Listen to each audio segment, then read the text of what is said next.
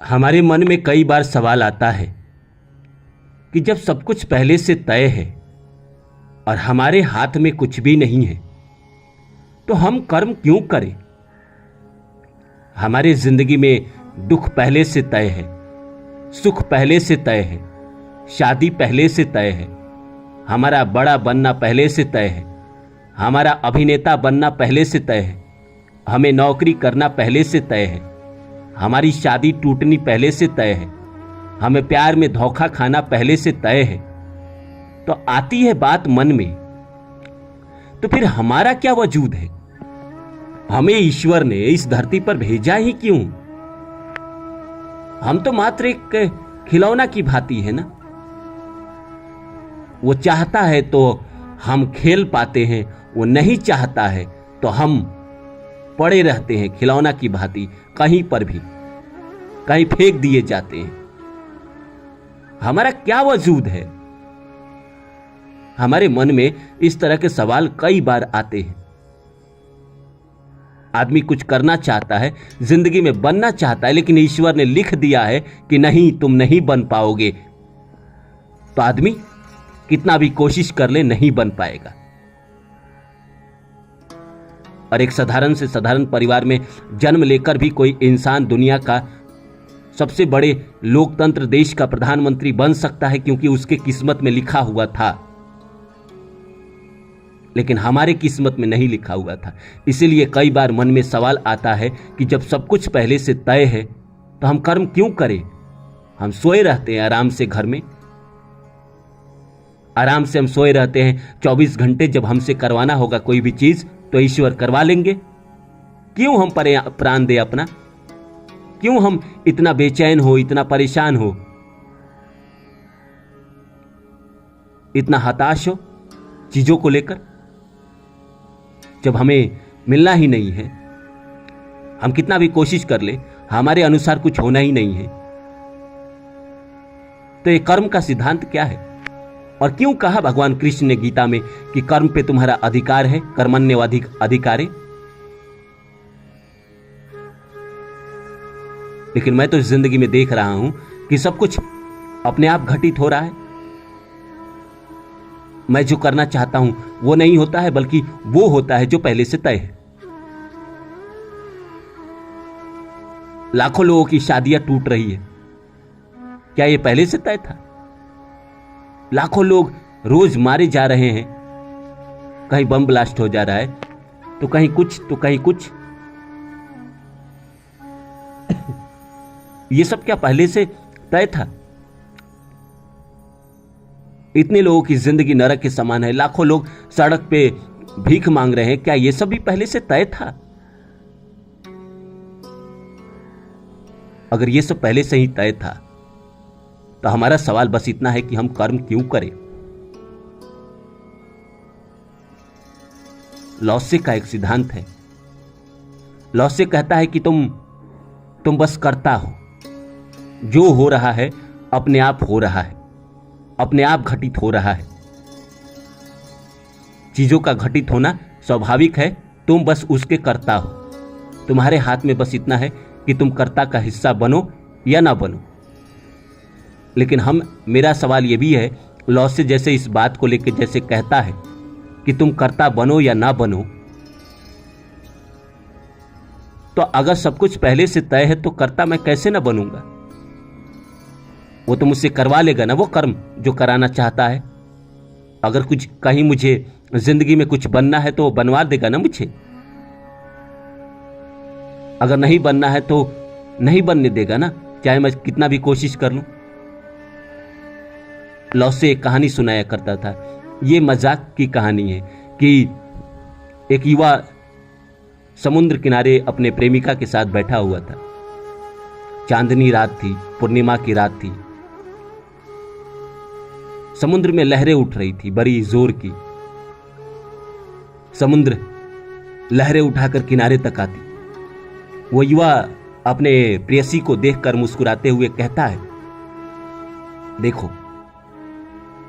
वो समुद्र की तरफ घूम जाता है और समुद्र को कहता है, हे समुद्र, तो उठा, लहरें उठा और उठा, ले आ मेरे पास। ले आ मेरे पास। थोड़ी देर बाद उसकी प्रेमिका कहती है कि समुद्र तुम्हारी बात मानता है, ये मुझे आज पता चला। ये मजाक है लौसे के समय का। हम सभी जिंदगी में यही समझते हैं। हमें लगता है कि हम सब कुछ कर रहे हैं, बल्कि नहीं, वो तो लहरे का स्वभाव है उठना और किनारे आना। लेकिन वही वक्त समझ रहा है कि मैं कह रहा हूं और लहरें उठ के मेरे पास आ रही है। हमारी भी जिंदगी में यही है। जो लोग इस तरह के सवाल नहीं करते, उन्हें लगता है कि वो जिंदगी में सब कुछ अपने मर्जी से कर रहे हैं, बल्कि सच्चाई यही है कि एक एक चीज जिंदगी में पहले से तय है। एक एक घटना पहले से तय है, अच्छा या बुरा। लेकिन मन में हमारे यही सवाल आता है कि जब सब कुछ पहले से तय है तो हम क्यों कर्म करें? क्यों करें कर्म? हम जो होना होगा वो हो जाएगा, जो नहीं होना होगा वो ना होगा। और जब सब कुछ पहले से तय है तो कोई इंसान गरीब और कोई इंसान अमीर, कोई राजा कोई रंग क्यों पैदा हो जाता है? मन में कई बार इस तरह के सवाल आते हैं और इस तरह के जवाब नहीं मिलते, इसका जवाब नहीं मिलता। तो आइए इस वीडियो में इस सवाल का जवाब ढूंढते हैं और बताते हैं आपको क्यों, कि सब कुछ पहले से तय है तो हम कर्म क्यों करें। तो नमस्कार दोस्तों, मेरा नाम है रानू बाबू और जैसा कि सभी जानते हैं आप कि मैं आपके लिए कहानी, कविता और मोटिवेशनल वीडियो लेकर आता हूं। इसी श्रृंखला में आज लेकर आया हूं जब सब कुछ पहले से तय है तो हम कर्म क्यों करें। तो आइए शुरू करें। शुरू करने से पहले आप सभी से आग्रह है कि आप मेरे चैनल को सब्सक्राइब कर दें और जितना हो सके शेयर करें। तो आइए शुरू करते हैं। दोस्तों, हम जिंदगी में कभी कभी किसी इंसान को कहते हुए सुनते हैं या शास्त्रों में पढ़ते हैं या ज्योतिष के पास जाते हैं, तो वो भी यही बात कहता है कि ये समय चल रहा है तुम्हारी जिंदगी में, ये समय बीत जाएगा तो ये समय आएगा, तो ये अच्छा समय है। अभी तुम्हारी जिंदगी में बुरा समय चल रहा है 2020 से लेके जनवरी 2020 से 2022 में 29 अप्रैल को शनि बदल जाएंगे, उसके बाद तुम्हारी जिंदगी ठीक हो जाएगी।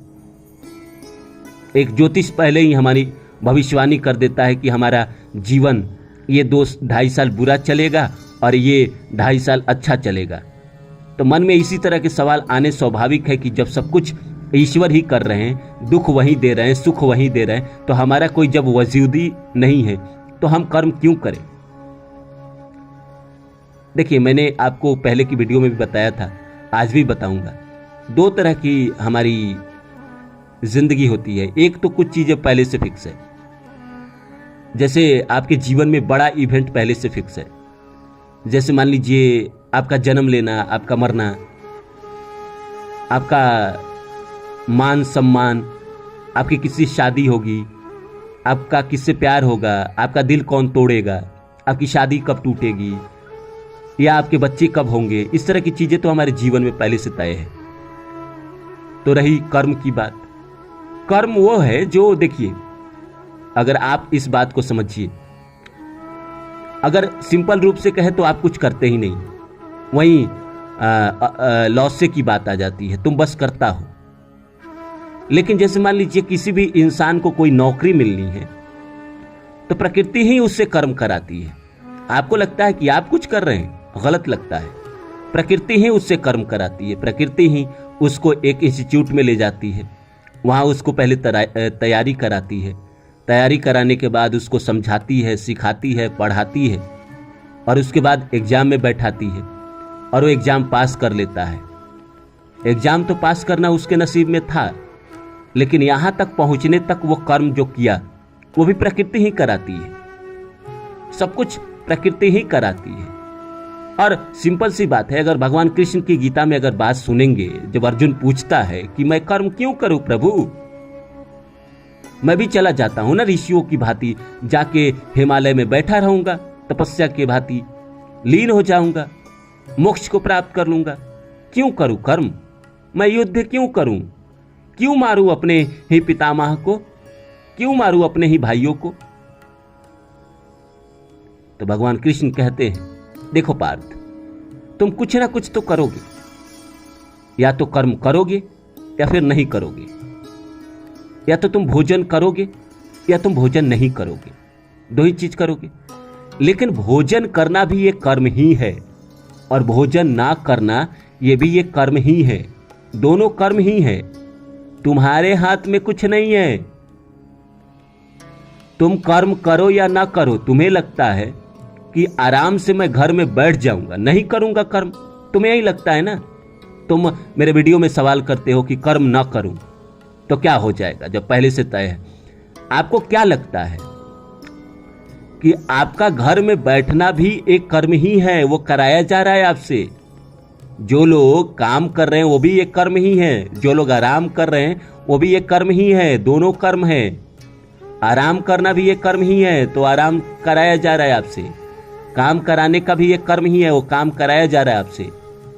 आप जानबूझ के कुछ नहीं कर सकते, या तो आप भोजन करिएगा या नहीं करिएगा, करने का कर्म करिएगा या नहीं करने का कर्म करिएगा, या तो सोइएगा या तो नहीं सोइएगा। तो नहीं सोना भी एक कर्म ही है, उसके लिए भी आप एफर्ट लगाइएगा ना। नींद आएगी तो आपको गाना सुनना, सिनेमा देखना, इस तरह चीजें करके आप नींद को भगाएंगे। प्यार करेंगे तो भी एक कर्म ही है, प्यार नहीं करेंगे तो भी एक कर्म ही है। नहीं करने का भी एक कर्म है और करने का भी एक कर्म है।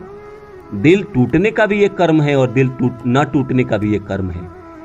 कर्म तो आपसे कराया जाता है।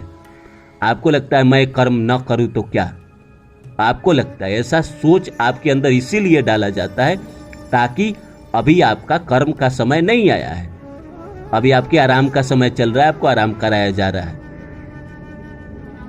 जो भी सिचुएशन आपके लाइफ में घटित हो रही है, चाहे वो अच्छी हो चाहे बुरी हो, वो सब कुछ पहले से तय है। आप बस उसके कर्ता हैं। आपको लग रहा है कि मैं क्यों करूं कर्म, वो क्यों करूं कर्म भी वो इसीलिए कराया जा रहा है क्योंकि अभी आपके कर्म का समय नहीं आया है। और जैसे आएगा आप एक्टिव हो जाएंगे, फिर आप बाद में कहेंगे कर्म करते समय मैंने कर्म से प्राप्त किया। इसीलिए इस गलतफहमी में मत रहिए कि आप कुछ करते हैं। आप आराम से बैठे रहेंगे, लेटे रहेंगे, और लेटे रहने का भी एक कर्म है जो आपके नसीब में लिखा गया है। इस समय से लेकर इस समय तक आप कर्म नहीं करेंगे, आराम करेंगे। और आराम करने का भी कर्म आपको दिया गया है, इसीलिए आप आराम कर रहे हैं। दुख भोगने का भी कर्म दिया गया, इसीलिए दुख भोग रहे हैं। सुख भोगने का भी कर्म दिया गया, इसीलिए सुख भोग रहे हैं। प्यार करने का भी कर्म दिया गया, इसलिए प्यार कर रहे हैं। दिल टूटने का भी कर्म दिया गया, इसलिए दिल टूटने पर आप रो रहे हैं। तो उम्मीद करता हूं मेरी बातें आप लोगों को अच्छी लगी होगी। फिर मिलता हूं किसी और वीडियो में, तब तक के लिए नमस्कार। और हाँ, अगर आपके मन में कोई सवाल रह गया हो तो आप कमेंट में जरूर पूछ के बताइए।